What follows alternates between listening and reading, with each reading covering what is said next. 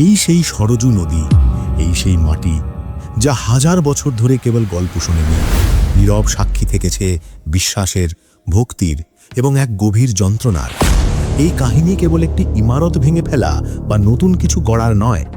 এই কাহিনী ভারতের আত্মপরিচয়ের, যেখানে ধর্ম আর ইতিহাস মিলেমিশে একাকার। সময়টা 16 শতকের গড়ার দিক। ভারতবর্ষ তখন মুঘল সাম্রাজ্যের অধীনে। 1528 সাল।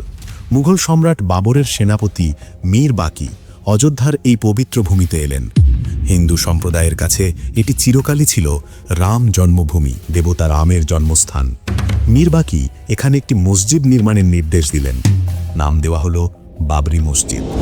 মসজিদ তৈরি হলো, কিন্তু নির্মাণের প্রথম দিন থেকেই একটি ফিসফিসানি শুরু হলো।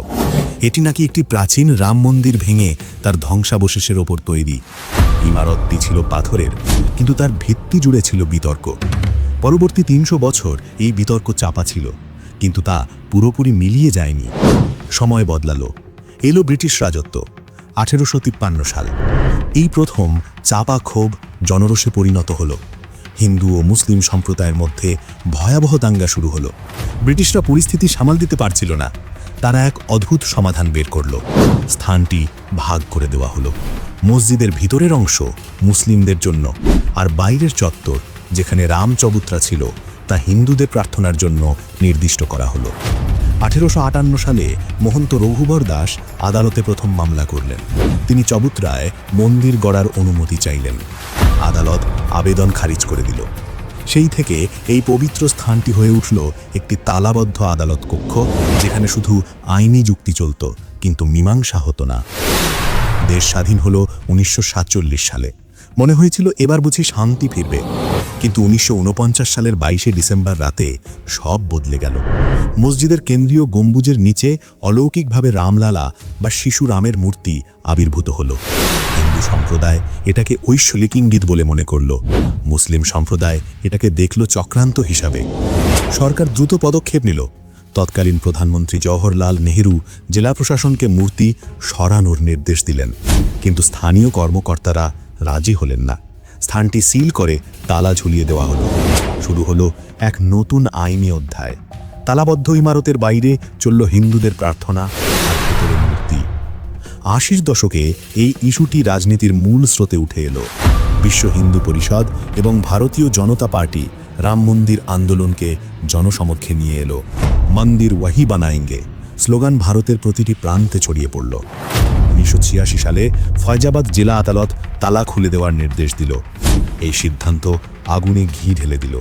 মুসলিম সম্প্রদায় এর তীব্র বিরোধিতা করল। লালকৃষ্ণ আডবাণী সোমনাথ থেকে অযোধ্যা পর্যন্ত ঐতিহাসিক রথযাত্রা শুরু করলেন। রথ যত এগিয়েছে, ততই বেড়েছে রাজনৈতিক উত্তাপ ও সাম্প্রদায়িক বিভেদ। ভারতবর্ষ যেন দুভাগ হয়ে যাচ্ছিল, একদিকে রামের ভক্তরা, অন্যদিকে মসজিদের রক্ষকরা। 1992 সালের 6 ডিসেম্বর লক্ষ লক্ষ কর সেবক অযোধ্যার বিতর্কিত স্থানে জমায়েত হলো। সরকার আশ্বাস দিয়েছিল মসজিদের কোনো ক্ষতি হবে না, কিন্তু দুপুরের পর সব নিয়ন্ত্রণ ভেঙে পড়ল। জনতা ঝাঁপিয়ে পড়ল ইমারতটির ওপর। শাবল, কুড়াল আর হাতে গড়া আঘাতে মাত্র কয়েক ঘন্টার মধ্যে মুঘল স্থাপত্যটি ধুলোয় মিশে গেল। পুরো দেশ স্তব্ধ হয়ে গিয়েছিল। এই ধ্বংসযজ্ঞ কেবল একটি ইমারতের পতন ছিল না, এটি ছিল দুই সম্প্রদায়ের আস্থার পতন। ভারত জুড়ে শুরু হলো ভয়াবহ দাঙ্গা। হাজার হাজার মানুষ প্রাণ হারালো। লিভারহান কমিশন গঠিত হলো তদন্তের জন্য, কিন্তু ক্ষতটা ছিল গভীর। পরবর্তী 2.5 বছর ধরে মামলা চলল দেশের সর্বোচ্চ আদালতে, সুপ্রিম কোর্টে। প্রমাণ, প্রত্নতাত্ত্বিক রিপোর্ট, বিশ্বাস, ইতিহাস সবকিছু খতিয়ে দেখা হলো। অবশেষে 2019 সালের 9 নভেম্বর ঐতিহাসিক রায় ঘোষণা হলো। আদালত বলল, বিতর্কিত জমি রাম মন্দির নির্মাণের জন্য একটি ট্রাস্টকে দেওয়া হোক, আর মুসলিম ওয়াকফ বোর্ডকে অযোধ্যার অন্যত্র 5 একর জমি দেওয়া হোক মসজিদ নির্মাণের জন্য। এই রায় ছিল একটি কঠিন বাস্তবতার স্বীকৃতি। এটি পরবর্তী ক্ষত সারিয়ে তোলার একটি প্রচেষ্টা। আজ অযোধ্যার সেই স্থানে বিশাল রাম মন্দির মাথা তুলে দাঁড়িয়ে আছে। এটি কোটি কোটি মানুষের বিশ্বাসের জয়। অন্যদিকে মুসলিম সম্প্রদায় তাদের নতুন মসজিদ নির্মাণের প্রস্তুতি নিচ্ছে।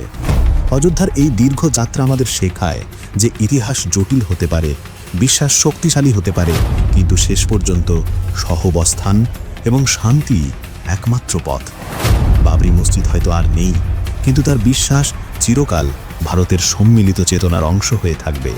এই কাহিনী শেষ হয়নি, এটি কেবল এক নতুন অধ্যায়ের সূচনা।